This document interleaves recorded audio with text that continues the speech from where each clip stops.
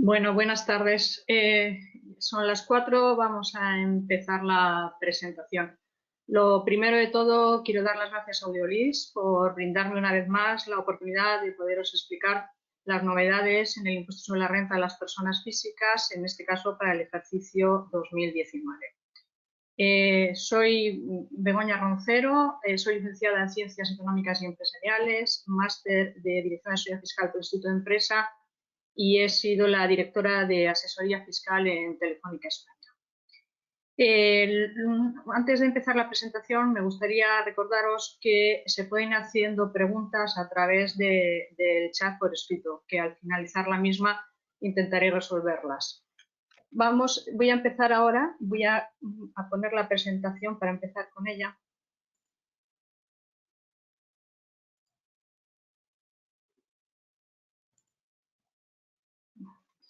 Lo primero que quiero comentar es que la novedad más importante es que no hay novedades en materia del IRPF en el ejercicio 2019. Supongo que todos sabéis todo lo que ha ido sucediendo con el tema de las elecciones en nuestro país y a finales del año 2018, principios del año 2019, enero, febrero, sí que el gobierno presentó unos presupuestos generales del Estado para su aprobación, para ser aplicables en el ejercicio 2019, pero que posteriormente no fueron aprobados y eso dio lugar a las primeras elecciones y luego posteriormente fueron las segundas elecciones. Con lo cual, los presupuestos generales del Estado que hemos tenido para el ejercicio 2019 son los que se han prorrogado para el ejercicio 2018. Tampoco ha habido, la verdad es que lo que es el Parlamento no ha habido demasiadas leyes ni reales decretos, y en materia fiscal sí que se había prometido, se había hablado de la posibilidad de que pudieran subir las retenciones del trabajo en el IRPF a partir de los 130.000 euros, pero eso todavía no se ha concretado en nada y me imagino que en estos momentos es lo último que el gobierno puede estar pensando.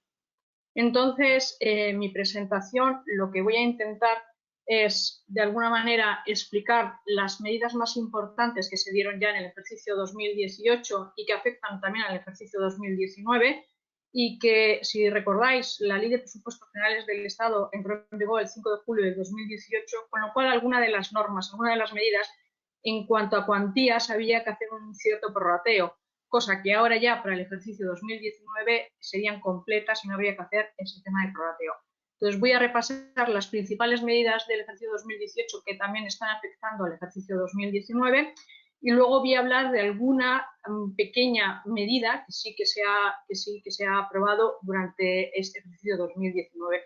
Y por último, me ha parecido oportuno poder explicar, ya que tengo la oportunidad, el Real Decreto Ley 7/2020 que ha publicado el Gobierno, en el que se adoptan algunas medidas. Bueno, la principal medida es la medida de aplazamiento de las deudas tributarias en relación con el tema del COVID-19. Entonces, eso lo voy a poder explicar al final de la presentación. Entonces, empezando por la Ley de Presupuestos Generales del Estado, ya no sé si recordaréis, tuvisteis la oportunidad de escucharme el año pasado, es que una de las medidas que se habían introducido era que se habían modificado los porcentajes de la reducción para los rendimientos del trabajo. De tal manera que lo que estaba sucediendo es que la cuantía de reducción en el año 2000, a partir del 5 de julio del 2018, pasaba de 3.700 euros a 5.565 euros anuales. Y los límites pasan a ser de 16.825 euros y 13.115 euros, cuando anteriormente eran 14.450 euros y 11.250 euros respectivamente. Si os acordáis, el año pasado teníamos que hacer ahí un encaje, una regla, una fórmula para determinar cuál de esta reducción era aplicable para el ejercicio 2018 por la entrada en vigor del 5 de julio. Bien, pues este año ya no hay que hacer ninguna regla, ninguna norma. Estas son las cuantías que aplicarán para el ejercicio 2019 en cuanto a la reducción por obtención de rendimientos de trabajo. Otra de las novedades importantes que apareció en la Ley de Presupuestos Generales del Estado era lo que se llamaba el cheque guardería. El cheque guardería venía de alguna forma a complementar lo que era la deducción por maternidad. Si os acordáis, la deducción por maternidad lo que hacía era que aquellas madres que tuvieran hijos entre 0 y 3 años, tenían la posibilidad de aplicarse una deducción, la de maternidad, que llegaba hasta los 1.200 euros. En el caso del cheque guardería, que fue lo que se aprobó, lo que es ahora es la posibilidad de que se puedan aplicar hasta 1.000 euros adicionales cuando tienes hijos entre 0 y 3 años y has satisfecho gastos de guardería. La cuestión importante es que el hijo tiene que tener hasta 3 años y ¿cuándo se cuenta o en qué momento contamos la edad de ese niño? Pues siempre la situación hasta el 31 de diciembre del mes. Perdón un momento. No sé si me veis. ¿Me estáis viendo? Sí, ¿no? Bueno.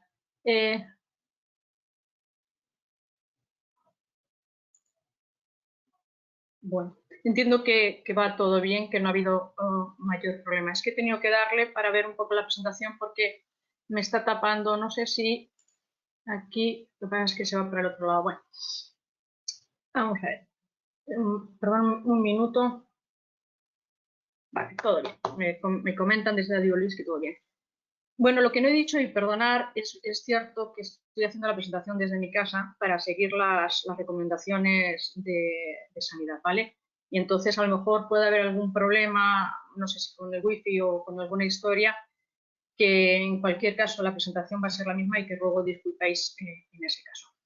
Bueno, lo que os decía es que estábamos hablando de la deducción por maternidad o que era el cheque guardería, que lo que venía a decir era un incremento de 1.000 euros adicionales cuando tú tenías hijos entre 0 y 3 años, pero esos hijos estaban yendo a algún tipo de guardería o algún otro sitio oficial en el que se tuviera que estar pagando por esa guardería. Y siempre y cuando efectivamente esto no fuera rendimiento de trabajo en especie, es decir, que no fuera la empresa quien estuviera pagando la guardería de los niños, ¿vale? Una de las opciones que también tenía esta deducción por maternidad es que no se podía cobrar por anticipado. Estoy hablando del incremento por el cheque guardería. Hubo un Real Decreto, que fue el Real Decreto 1461 del 2018, que modificaba el reglamento del impuesto sobre la renta de las personas físicas en materia de deducciones de la cuota y que hablaba introdujo alguna otra modificación. Y entonces este Real Decreto lo que venía a decir también era cuál era el procedimiento que se tenía que adaptar en el caso de los cheques guardería. Y entonces lo que venía a decir es que los meses a computar serían exclusivamente los que estaban abonados por meses completos. Con lo cual se podía entender también que por meses completos tendrían que ser incluso los que fueran no lectivos, pero tenía que ser por meses completos. Y vuelvo a repetir que la determinación de la situación de la familia y de los hijos tenía que ser el día último de cada mes. Tenías que situarte el día último de cada mes y dependiendo la edad de los hijos y los hijos que tuvieras, a partir de ahí podrías tener derecho a este incremento por deducción por guardería. El incremento por deducción por guardería tenía un límite y era el menor de dos, el menor de las dos cuantías siguientes.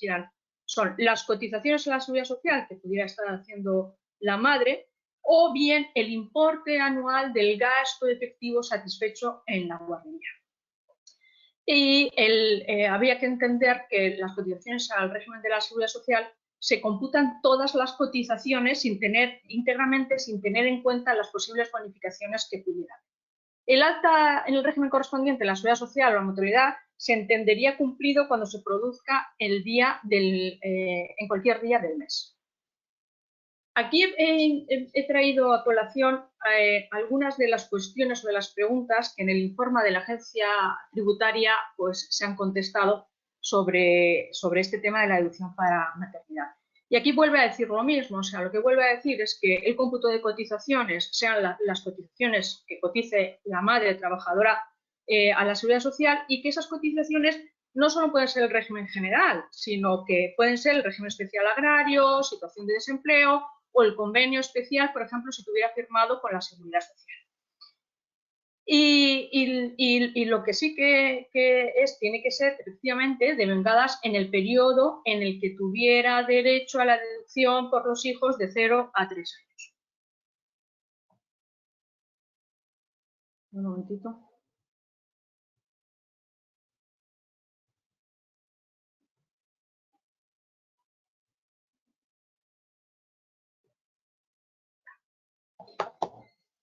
Bueno, otra de las cuestiones es que, perdonadme si en algún momento veo el móvil, pero quiero saber si está habiendo algún problema con la conexión, porque yo desde aquí no soy capaz de verlo, ¿vale? Y por eso en algún momento puedo ver si tengo algún mensaje en el que me puedan decir que hay alguna conexión que no está. Bueno, otra de las preguntas que he traído a colación en lo que es la deducción por maternidad es cuando el hijo lo cumple, el incremento de gastos de guardería cuando el hijo cumple de los 3 años en enero. Bueno, pues dice la agencia tributaria que cuando el hijo cumple los 3 años en enero, o bien la madre empieza a cotizar a la seguridad social después de haber cumplido esos 3 años, no tiene derecho a la deducción por maternidad, a excepción del incremento de los gastos de guardería, que sabéis que el incremento de los gastos de guardería se tiene derecho, aun habiendo cumplido los 3 años en ese año, hasta el mes anterior al que empiece el segundo ciclo de educación infantil. Con lo cual, si la madre, si el niño cumple en enero los 3 años, no tendrá derecho a la deducción por maternidad, pero sí tendrá derecho al incremento de gastos de guardería si la madre trabaja y cumple el resto de las condiciones de trabajar la madre, en la medida en que efectivamente se cumpla con todos los demás requisitos y la madre, por supuesto, se esté satisfaciendo los gastos de guardería. Bueno, estas son dos preguntas del informe que insisto que hay muchas y que podéis verlas porque se han hecho bastantes a lo largo del año. Otra de las cuestiones importantes que se produjeron en la Ley de Presupuestos Generales del Estado fueron la deducción por familia numerosa, el incremento de la deducción por familia numerosa y por persona con discapacidad a cargo. Si os acordáis, hay una deducción por familia numerosa que lo que hizo la Ley de Presupuestos fue incrementarla hasta 600 euros por cada niño que supere los 3, que son los que forman la familia numerosa, o los 5 en los casos de una familia numerosa de categoría especial. También, dependiendo de cada comunidad, hay casos en los que las familias monoparentales con 2 hijos también son consideradas familia numerosa, con lo cual, en este supuesto, si una familia monoparental pasa a tener un tercer hijo, tendrá derecho también a la deducción esta ampliada de los 600 euros. Por último, se estableció también una deducción por persona con discapacidad a cargo.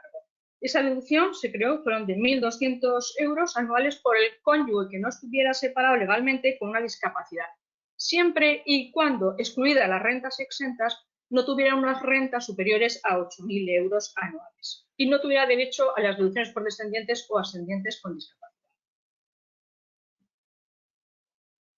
El Real Decreto que os he comentado, que modificó también lo de la renta de las personas físicas, el reglamento de la renta de las personas físicas, pues se estableció también un procedimiento para practicar la deducción de familia numerosa o personas con discapacidad. Y vino a decir que a efectos del cómputo del número de meses para el cálculo del importe de la deducción, el estado civil del contribuyente, el número de hijos que excediera del mínimo para la familia numerosa, siempre de nuevo se va a situar en el último día de cada mes.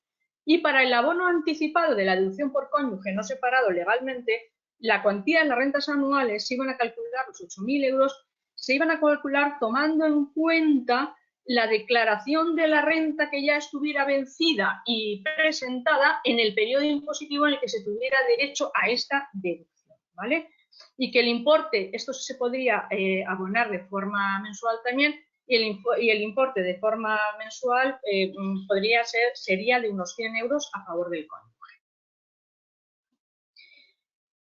Otra de las novedades que trajo la Ley de Presupuestos Generales de Estado para el ejercicio 2018 y que, insisto, que se ha prorrogado para el ejercicio 2019 fue el gravamen especial sobre los premios de ciertas loterías, ¿vale?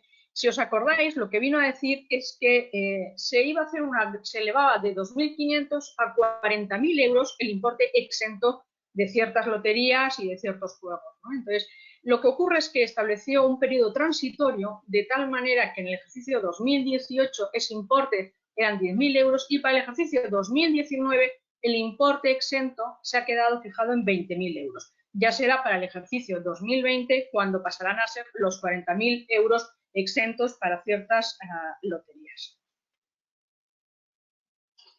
Otra de las modificaciones fue que se incluyó en la Ley de Presupuestos Generales del Estado se incluyó que había ciertas personas que recibían algunas subvenciones o algunas ayudas públicas de muy poco importe y eso les hacía tener que tributar como ganancia patrimonial.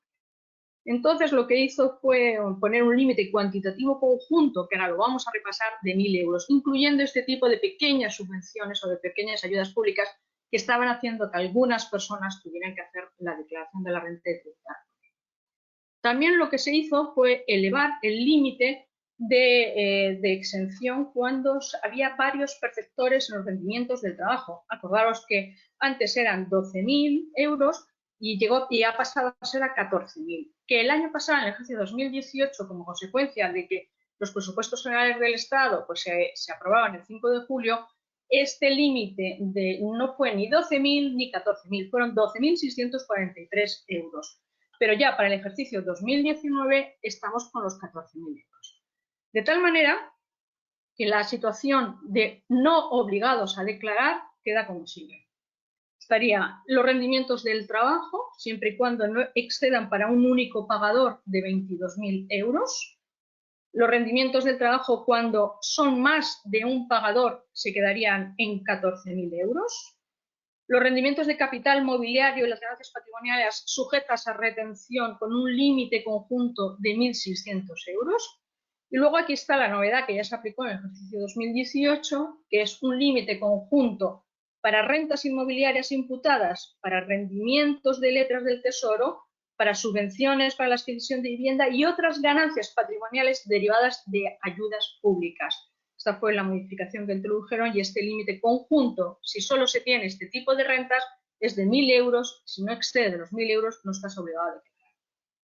En cualquier caso, siempre tenemos una segunda regla. Si no nos aplican la primera parte de estas reglas, tendríamos que ir a ver la segunda parte de la norma. La segunda parte viene a decir que si tú no superas en cuanto a rendimientos del trabajo, a rendimientos de capital mobiliario, inmobiliario, rendimientos de actividades económicas o ganancias patrimoniales, los 1.000 euros, siempre y cuando estén sujetas o no estén sujetas a retención, da lo mismo, no tendrás la obligación de hacer la declaración de IRPF. Y luego el otro límite, el segundo límite, si no tienes las pérdidas patrimoniales son menores de 500 euros, tampoco tienes la obligación de hacer la declaración de IRPF.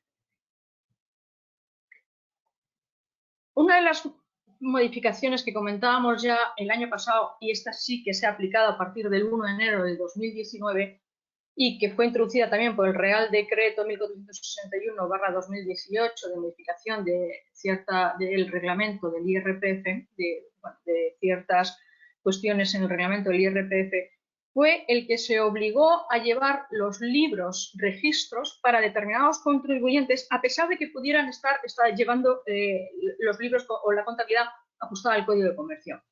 En general, lo que se quería evitar es que si una persona o un empresario estaba en actividad directa simplificada y decidía llevar los libros, la contabilidad conforme al Código de Comercio, se le eximía de la posibilidad de poder llevar los libros registros. Bueno, pues lo que se hicieron a partir, con efectos precisamente 1 de enero del 2019, es que daba igual que llevara la contabilidad con respecto al Código de Comercio o no Código de Comercio, que en cualquier caso iba a tener que llevar los libros registros obligatorios. Y en ese sentido sí que se ha publicado una orden, la orden 773/2019 de 28 de junio, que viene a sustituir, que es por la que se regula la llevanza de los libros registros, que viene a sustituir la orden que es bastante antigua de 4 de marzo de 1993. Esta orden lo que viene a decir es, vamos a regular que libros registros son obligatorios para cada una de las actividades profesionales o empresariales y vamos a introducir una modificación relativamente importante. La modificación era el que en los libros registros de ventas y de compras se va a tener que incluir el número de identificación fiscal. Esto se hace con la idea o la filosofía de esta orden es que cada vez se acerque más o puedan servir tanto los libros registros de IRPF con respecto a los libros registros de IVA. Habría que ver las matizaciones y pequeñas diferencias que pudieran haber, pero la filosofía es homogenizar ambos libros para que sirvan uno exclusivamente para los conceptos de IRPF y de IVA. Entonces, esta orden entra en vigor el 1 de enero del 2020, ¿vale? Todavía en el año 2019 no entró en vigor, sino que entra en el año 2020 y se va a aplicar a todas las anotaciones registrales correspondientes al ejercicio 2020 y siguientes. ¿Y cuáles son los libros registros obligatorios dependiendo de qué actividad es la que se está realizando? Pues vamos por partes. Si estás realizando una actividad empresarial en la modalidad simplificada del método de estimación directa, recordemos que esta modalidad era la que antes podías llevar la contabilidad con respecto al Código de Comercio sin necesidad de llevar libros registros y que ahora se fue modificado esto en el año 2018 y lo que hace esta orden es recoger esa modificación e introducir el nuevo concepto que van a tener que llevar estos libros, ¿vale? Entonces, las actividades empresariales, modalidad simplificada del método de estimación directa, libros obligatorios serán libro registro de ventas e ingresos. Insisto que la novedad en la que se tiene que hacer constar el número de identificación fiscal. El libro de registro de compras y gastos, también novedad que tiene que incluirse el número de identificación fiscal. Y el libro registro de bienes de inversión.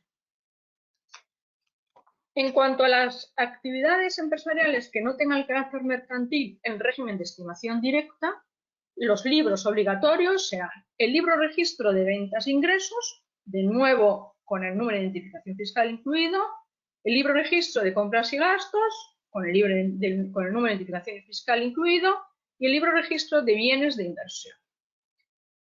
Las actividades profesionales en estimación directa, cualquiera que sea su modalidad, van a tener como obligación los siguientes libros. Libro registro de ventas e ingresos, libro registro de compras y gastos, de nuevo número de identificación fiscal obligatorio, libro registro de bienes de inversión y libro registro de provisiones de fondos y suplidos. En cuanto a las actividades empresariales en estimación objetiva, habrá que llevar un libro registro de bienes de inversión cuando se deduzcan amortizaciones y el libro registro de ventas e ingresos cuando se realicen actividades cuyo rendimiento neto se determine teniendo en cuenta el volumen de operaciones. En los otros casos no será necesario. Bueno.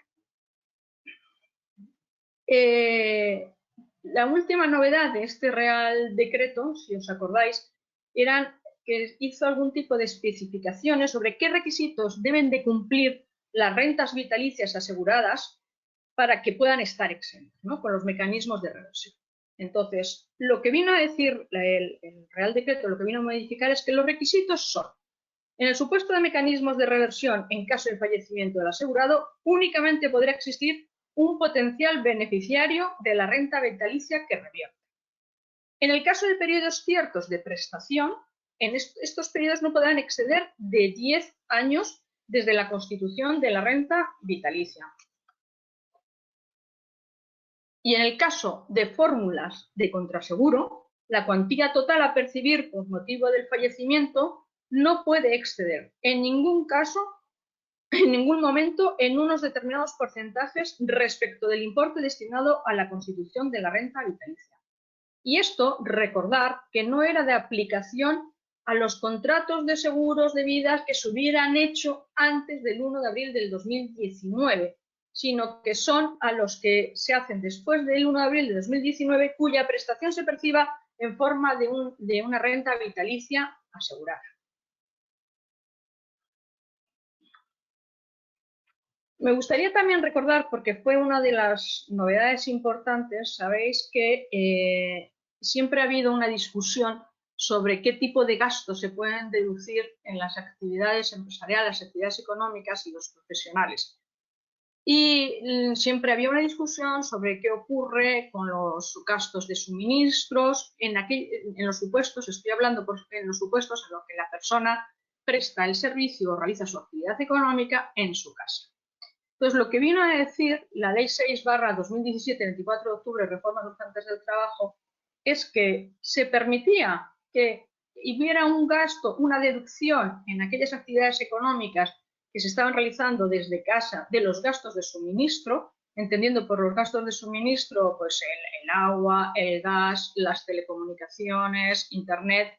Pero, ojo, dos matices. La Dirección General de Tributos ha venido a decir que el teléfono móvil en la medida, si no es exclusivamente para la actividad económica, no debería de computarse el gasto deducible. Y luego en los casos de tener estas tarifas conjuntas en las que también entra la televisión, pues hay un problema para poder distinguir qué parte sería del internet y del teléfono y qué parte correspondería a la televisión, que tampoco entra dentro de la naturaleza de suministros que entiende la agencia tributaria, ¿vale? Entonces, bueno, lo que se permitió es aplicar un 30% de esos gastos a la proporción entre el número de metros cuadrados que tiene la vivienda y el número de metros cuadrados que se están utilizando para la realización de la actividad económica o de la actividad empresarial. Y aquí poníamos un ejemplo. Decíamos el ejemplo de un contribuyente que tuviera una vivienda de unos 100 metros y que afectara a su actividad económica 40 metros cuadrados, ¿no? Entonces, y entendiendo que los gastos de suministro ascendían a 5.000 euros. Primero hacíamos la proporción. La proporción de la vivienda habitual afecta era un 40%, porque hemos dicho son 40 metros los que tiene su actividad y 100 metros cuadrados de la totalidad de la vivienda. Y luego ya tenemos la proporción y ahora el porcentaje que nos dejan deducir, que solo es el 30%. Es decir, el 30% de ese 40% que es un 12%. Y ese 12% es lo que nosotros en nuestra actividad económica, empresarial o profesional podemos deducirlos. Que en este caso, como eran 5.000 los gastos de suministro, estaríamos hablando de 600 euros de la posibilidad de deducción.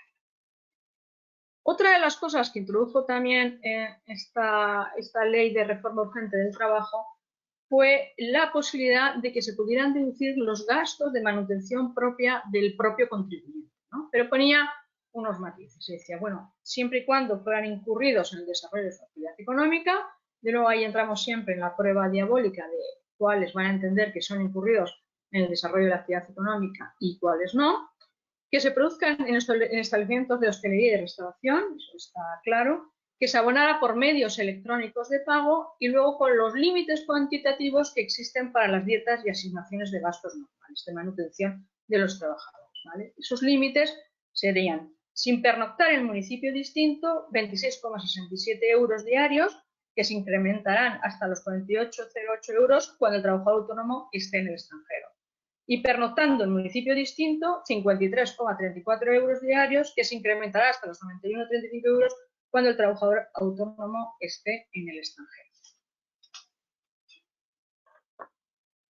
Una de las modificaciones, hubo otro Real Decreto, hemos hablado del primero que modificó el reglamento, pero además el año pasado hubo otro Real Decreto, que fue el Real Decreto Ley 27/2018 de 28 de diciembre, en el que se adoptaban determinadas medidas en materia tributaria y catastral, ¿no? ¿Cuál fue la principal? Y esta sí que, aunque entró con efectos 30 de diciembre de 2018, cuando se ha aplicado de verdad y cuando ha tenido toda su urgencia, ha sido a partir del 1 de enero del 2019. ¿Cuál era? Pues si os acordáis, hubo una sentencia del Tribunal Supremo de fecha 3 de octubre del 2018 que lo que vino a decir es que las prestaciones públicas por maternidad percibidas por la Seguridad Social estaban exentas de IRPF, que hasta la fecha se les había sometido a retención y por lo tanto también a tributación. Entonces lo que hizo este Real Decreto fue, pues, de alguna manera coger la normativa que el Tribunal Supremo había dictado y modificar en el artículo, la letra H del artículo 7 de la ley de IRPF para establecer que las prestaciones por maternidad estarían exentas. Y fue algo más allá, porque no solo dijo las de maternidad, también dijo las de paternidad y las familiares no contributivas reguladas en la Ley General de la Seguridad Social, ¿vale? Incluso las prestaciones por maternidad o paternidad reconocidas a los profesionales no integrados en el régimen especial de la Seguridad Social de los trabajadores por cuenta propia o autónomos por las mutualidades de previsión social que actúen como alternativas a dicho régimen. La cuantía máxima, obviamente, era el importe de la prestación máxima que se reconociera para la Seguridad Social. Y también se incluyeron en que también estarían exentas pues aquellas prestaciones para los empleados públicos encuadrados en un régimen de la Seguridad Social que no dé derecho a percibir la prestación anterior. Estarán exentas la retribución percibida durante los permisos por parto, adopción, guarda y paternidad. Y de nuevo teniendo como límite el importe máximo de la seguridad social que en cada caso pudiera corresponder. Luego la modificación que todos los años pues, se viene produciendo y que este año también se hizo y que también que aplica para el año 2019, pues son los límites para cuando se pueden aplicar el método de estimación objetiva en el IRPF, ¿vale? Entonces, ¿qué es lo que hace el Real Decreto 27 de 2018?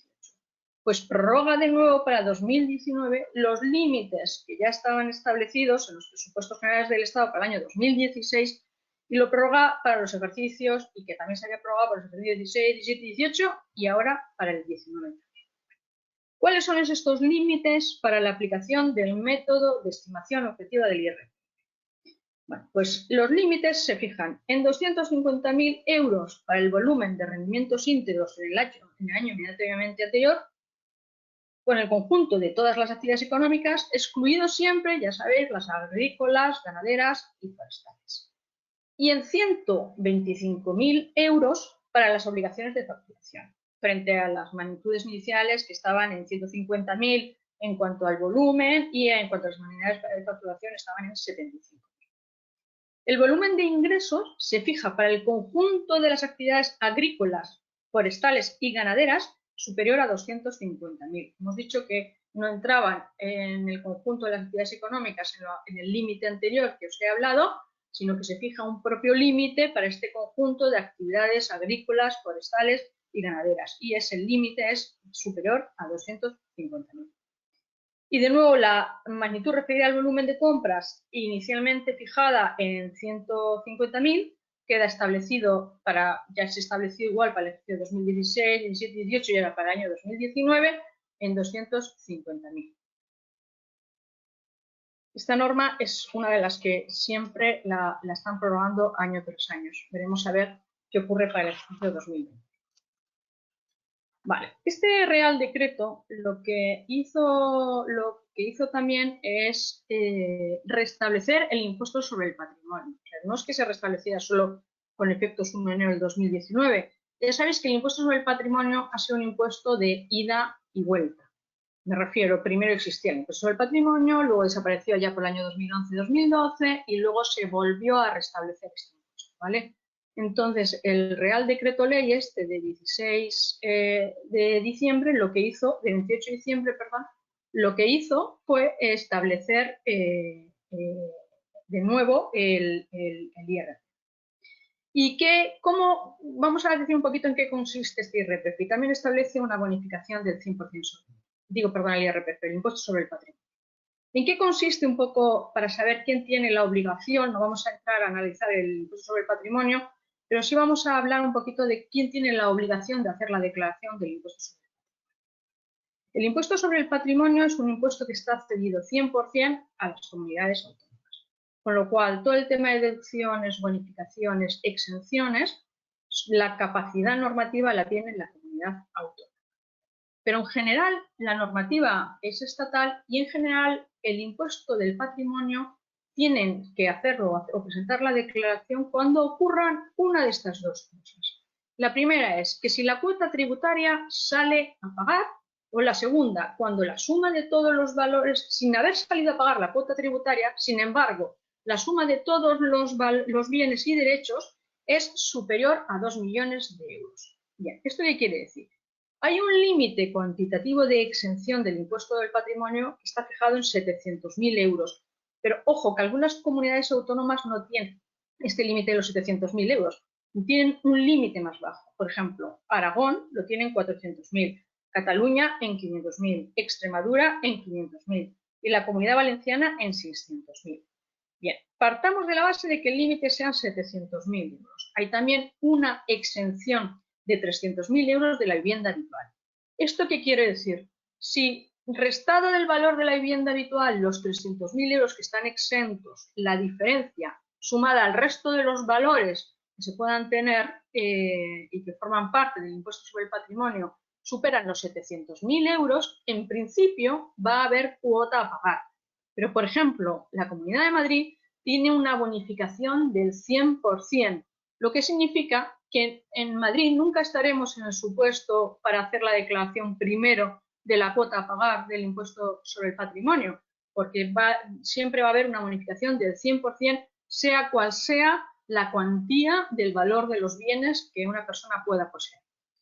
Con lo cual, en Madrid solo estaríamos para poder presentar la declaración, la obligación de presentar la declaración del impuesto del patrimonio en el segundo de los supuestos. Es decir, como no tenemos deuda a pagar, no tenemos que pagar nada. Si al final la suma de todos los bienes y derechos sí suman los 2 millones de euros, sí tendremos que pagar el impuesto, sí tendremos que presentar, perdón, el impuesto sobre el patrimonio, pero pagar porque no tendríamos que pagar.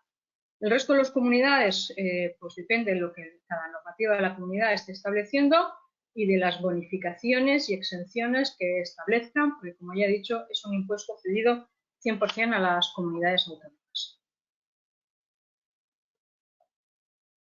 Por último, os lo he comentado, quería hablar de la parte del Real Decreto Ley 7/2020 de 12 de marzo, por el que se adoptan medidas urgentes para responder al impacto económico del COVID-19.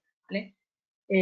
Sabéis que ahí pues el gobierno está sacando una serie de normas, una serie de reales decretos sobre todo, para poder combatir los efectos económicos que esto va a producir, aparte del efecto sanitario. Entonces, una de las que ya sí se han publicado y una de las que ya existen, la podéis ver en el BOE, es este Real Decreto Ley 7/2020.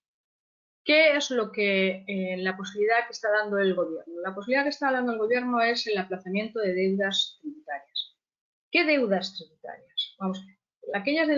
Serían aquellas deudas tributarias que se deriven tanto de declaraciones, liquidaciones como de autoliquidaciones, cuyo plazo de presentación e ingreso finalice desde el 13 de marzo, desde el 13 de marzo hasta el día 30 de mayo de 2020. Es decir, todas aquellas autoliquidaciones o declaraciones, liquidaciones que el plazo de finalización esté comprendido entre el 13 de marzo y el 30 de mayo del 2020, se podrán aplazar la deuda tributaria. Hay que recordar que este aplazamiento estamos hablando en el ámbito de los tributos estatales. No entrarían, por tanto, ni los locales ni de los de las comunidades autónomas. ¿Vale? Uno de los requisitos, bueno, la norma lo que te dice es que se tienen que cumplir los requisitos que se establecen en el artículo 82.2a de la Ley General Tributaria.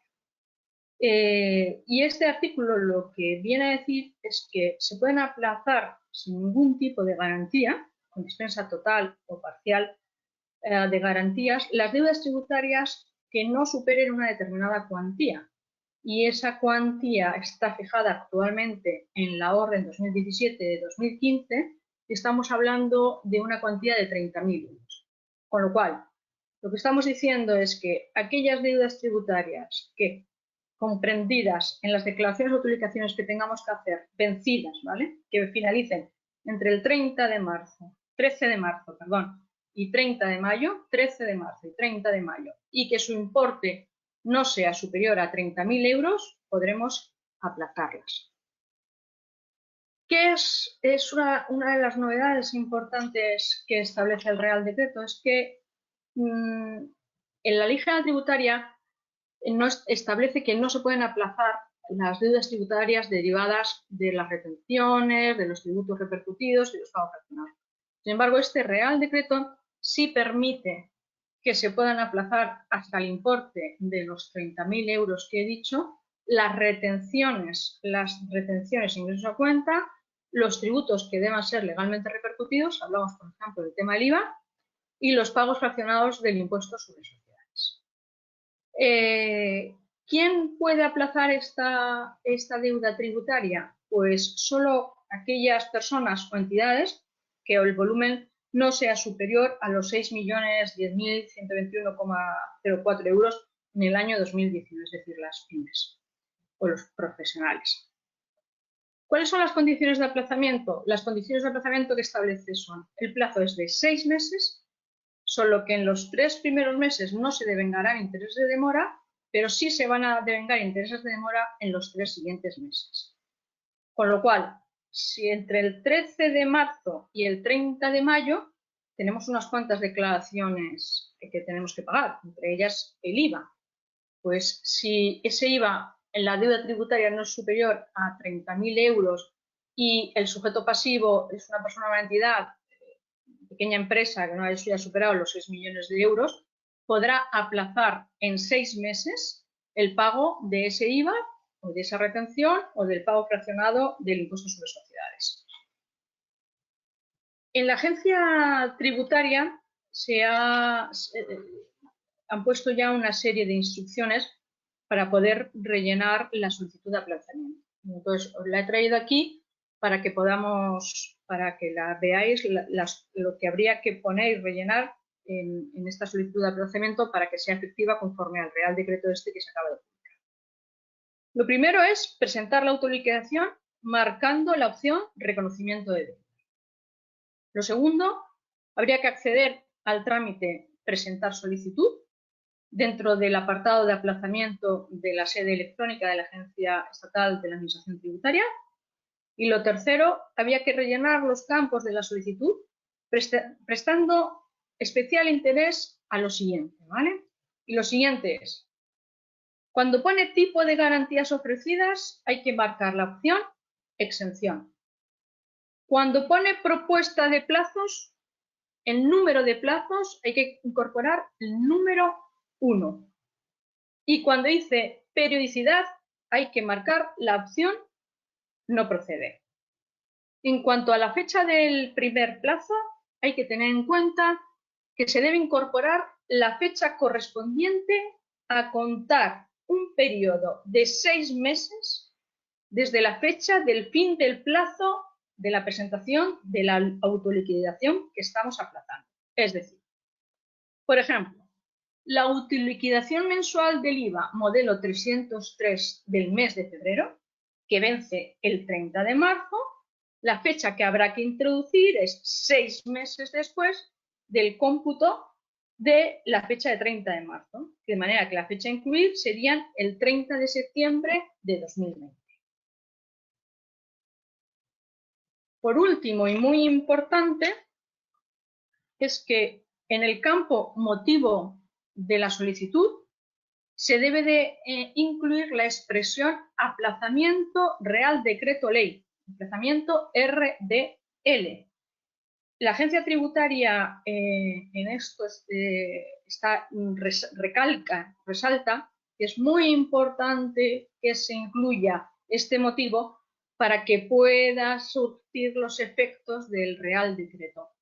Ahora bien, sin perjuicio de que todo esto es muy novedoso y pudiera ser que alguna cosa cambiara durante estos días.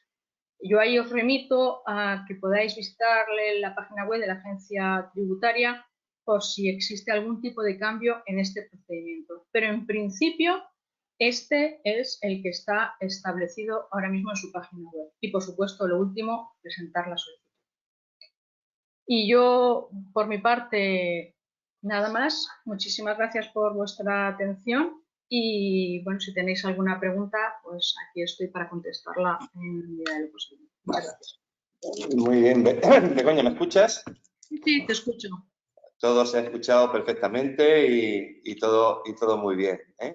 Así que agradecerte en nombre de Audiolist, desde luego, el que hayas atendido a estas más de 500 personas inscritas que teníamos desde tu casa, haciendo el esfuerzo y les pedimos bueno, todo se ha escuchado y se ha visto muy bien, pero quizás no con la calidad que tenemos para otra clase de webinar, pero nada, todo se ha desarrollado adecuadamente.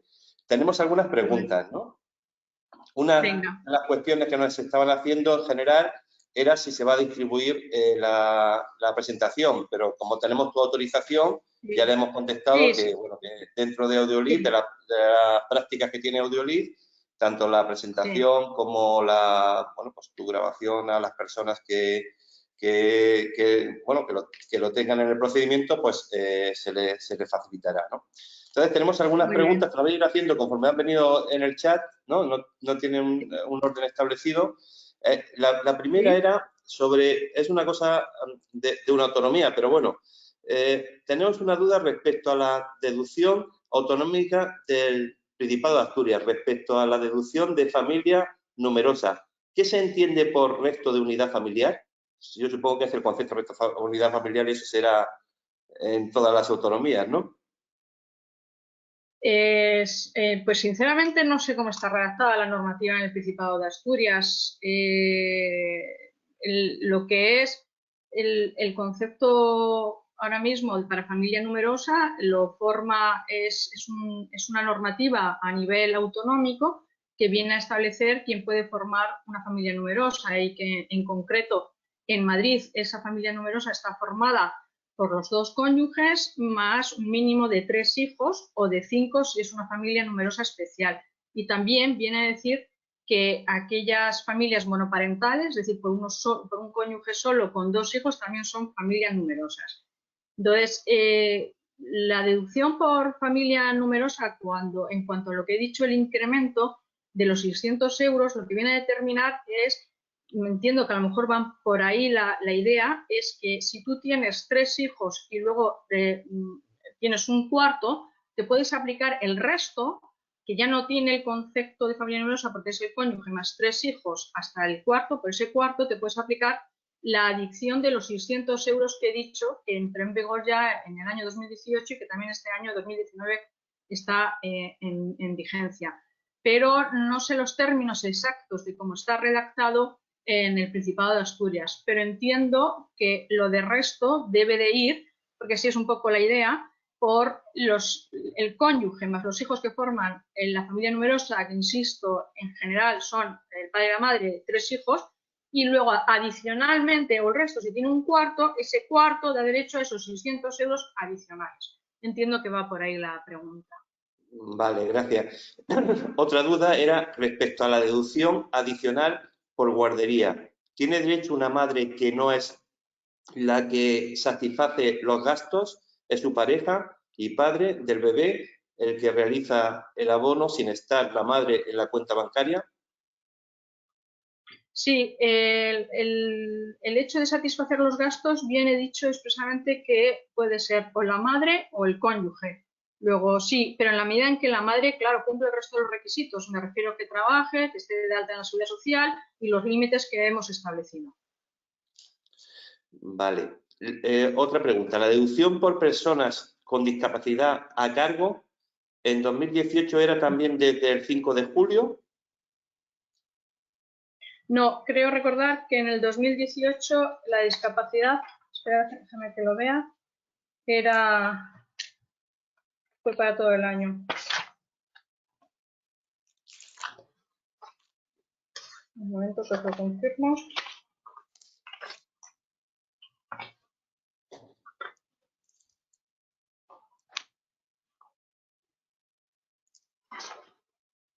Sí, para todo el año. Vale, muchas gracias. A ver. Otra pregunta, a ver, conforme a la obligatoriedad, entiendo que entonces los comuneros beneficiarios de la subvención del segundo dividendo digital no estarían obligados a declarar. ¿Conforme a qué, perdona? ¿He dicho? Es que la pregunta, no, yo creo que falta aquí algo, ¿no? Conforme a la obligatoriedad, entiendo que entonces los comuneros beneficiarios de la subvención del segundo dividendo digital no estarían obligados a declarar. No lo entendemos. Entiendo que va por el límite, ¿no?, de la obligación de declarar y los 1.000 euros que he dicho. Entonces, esto es por sujeto pasivo por contribuyentes. Si efectivamente no llega esa ayuda del dividendo digital a los 1.000 euros, pues no están en la obligación de declarar. Vale. Otra pregunta. En el caso de que la agencia tributaria realice una comprobación de IRPF, por ejemplo, y de la revisión salga importe a pagar siendo el fin del plazo el día 5 de abril del 2020, ¿se puede solicitar aplazamiento? Yo creo que en principio no, porque lo que está diciendo la norma son las declaraciones, liquidaciones y autoliquidaciones. Y esto es un acta de inspección. o es una liquidación adicional. No sé si luego habrá alguna interpretación ampliada a lo que está estableciendo la norma, pero lo que dice son declaraciones, liquidaciones y autoliquidaciones, no derivadas de una inspección tributaria, sino de la obligación tributaria del propio contribuyente. Y no sería un acta ni sería una complementaria que pudiera girar la agencia tributaria. Aunque insisto que todo esto está por ir matizándose y por ir viéndose si luego en las consultas que se puede hacer en la agencia tributaria tiene una ampliación de criterio y lo podría ampliar. Pero en mi opinión y en este momento no entraría. Vale. Otra pregunta. Para tener derecho al aplazamiento, ¿se debe estar al corriente con la agencia tributaria? ¿Y los 30.000 euros se refiere al conjunto de todos los impuestos a aplazar en dicho periodo o por impuesto individual? Yo entiendo que no es necesario el que se esté al corriente con la deuda tributaria porque no es una de las exigencias que se está estableciendo en el Real Decreto. Y segundo, los 30.000 euros yo creo que es por deuda individual, por declaración y autoliquidación. Pero insisto también que todo esto va a formar parte de lo que la agencia tributaria pueda interpretar más adelante. Sí. ¿Se pueden pagar las deudas aplazadas en 3 meses y no pagar sin intereses? Sí. Eso ya está dicho que sí. Entonces tú puedes aplazar la deuda a los 6, pero pagarlos a los 3 y así no tienes los otros 3 meses de intereses. Eso ya está contestado que sí. Otra pregunta que nos hacen es que entienden entonces que no se aplaza la presentación del primer trimestre de 2020. No se aplaza por ahora. Vamos a ver. Lo que está sucediendo son una serie de normas que están saliendo poco a poco, en la medida en que se ve la gravedad del tema. Entonces, esta lo que ha hecho es el aplazamiento de las deudas. Pero es cierto que el gobierno está hablando ya de retrasar o de aplazar ciertas fechas tributarias. Lo que no sabemos es en qué se concretarán. Con la norma esta que yo he explicado, no se está aplazando de tener la obligación de pagar el día 20 el IVA o los impuestos que correspondan, sino lo que es que la deuda derivada de esa obligación es la que se puede aplazar. Pero insisto que estamos en un momento en el que hay pues muchas modificaciones y con probabilidad pudiera salir alguna norma en el que se decida retrasar o poner otra fecha de pago para los impuestos que vencen ahora. Pero con lo que yo he explicado, no existe esa obligación, solo que la deuda se puede aplazar. Como justificación de gastos de manutención, ¿sirven los tickets o es necesario factura? Esta es la pregunta eterna de siempre. Yo, en mi opinión, tendría que ser la factura.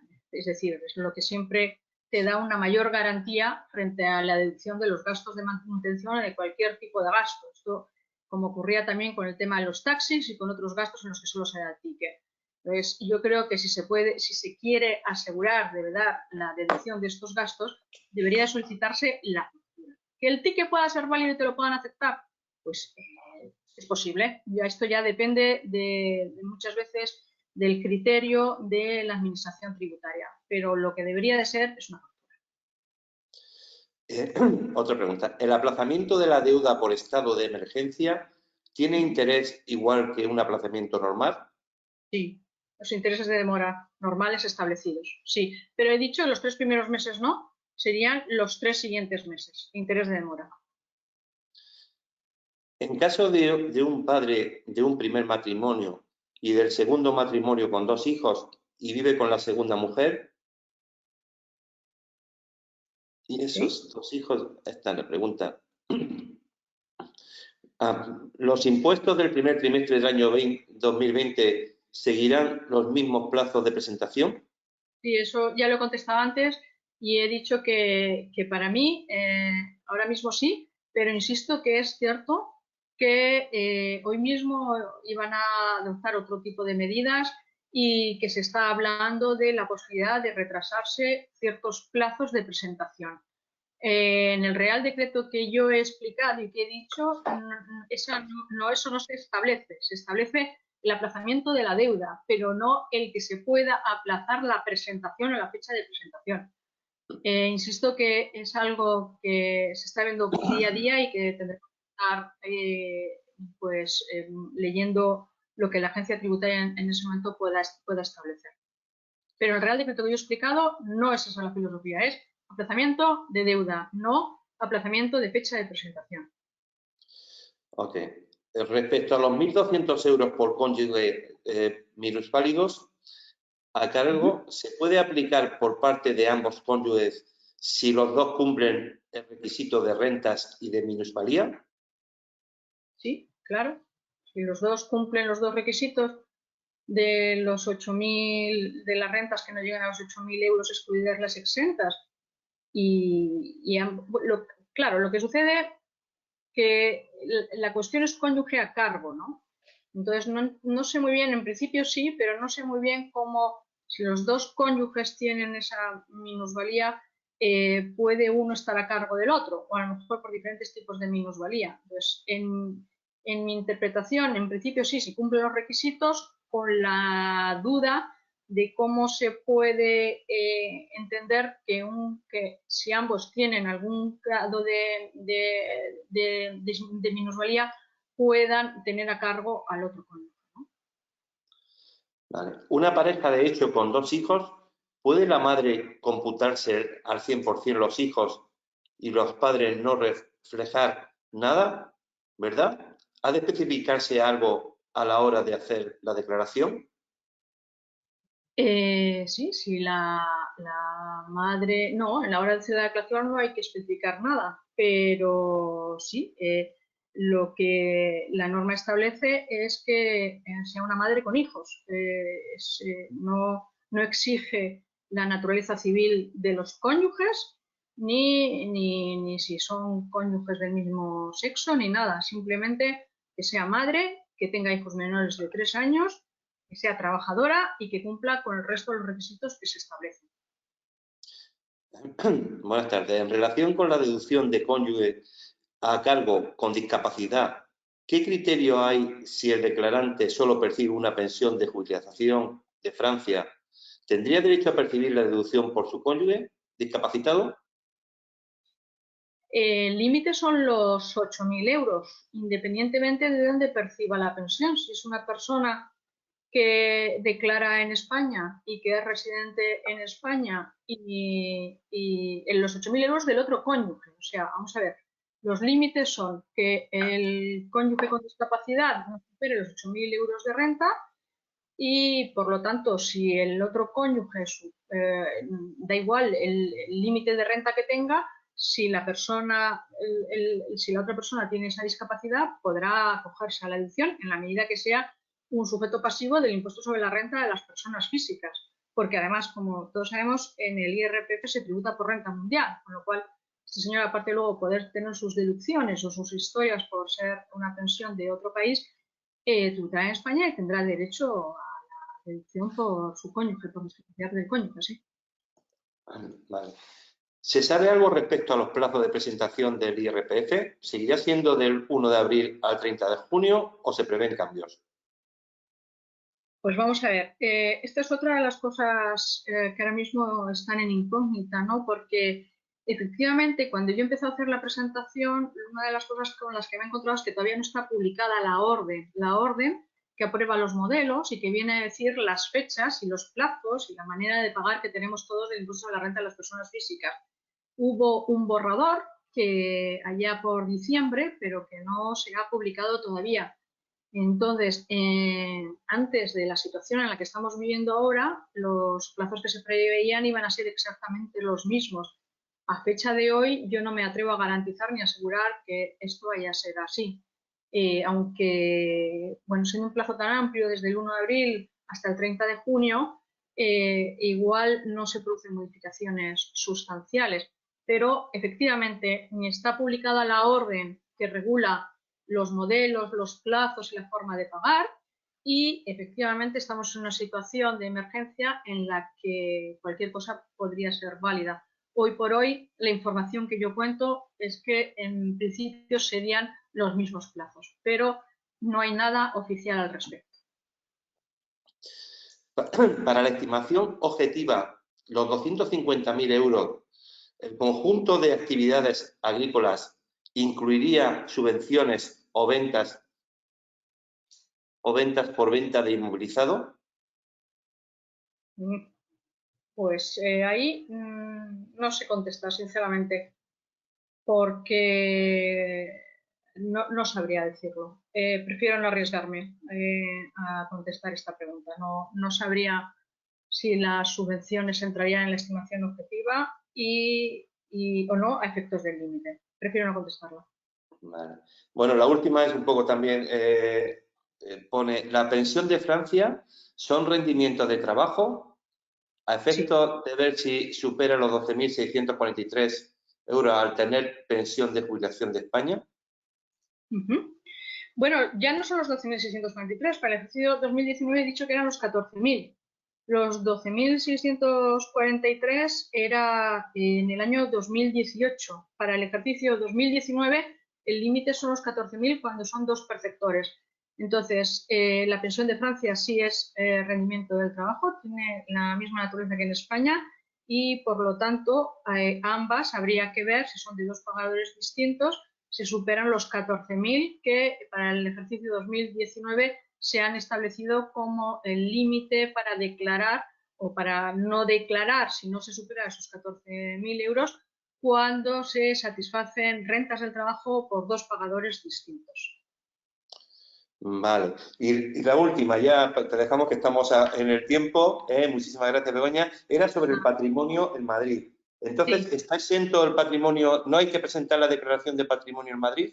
No, lo que está exento es de pagar. Como os había dicho, el impuesto sobre el patrimonio hay que presentar declaración si se cumple una de las dos circunstancias o de las dos características que he dicho. La primera, que salga a pagar, que he dicho que en Madrid en ningún caso va a salir a pagar porque hay una bonificación del 100%, o que la suma de todos los valores de los bienes y derechos sea superior a 2 millones de euros, aunque no salga a pagar.